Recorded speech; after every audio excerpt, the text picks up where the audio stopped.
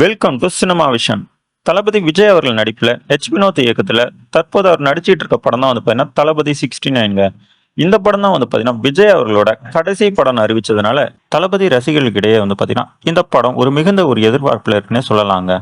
இப்ப புதுசா வந்திருக்கிற நியூஸ் என்னன்னா, இந்த படத்தோட ஷூட்டிங் பாத்தீங்கன்னா நம்ம பையனூர்ல ஒரு மிகப்பெரிய ஒரு செட்டு போட்டு எடுத்துக்கிட்டு இருக்காங்கன்னு சொல்லப்படுதுங்க.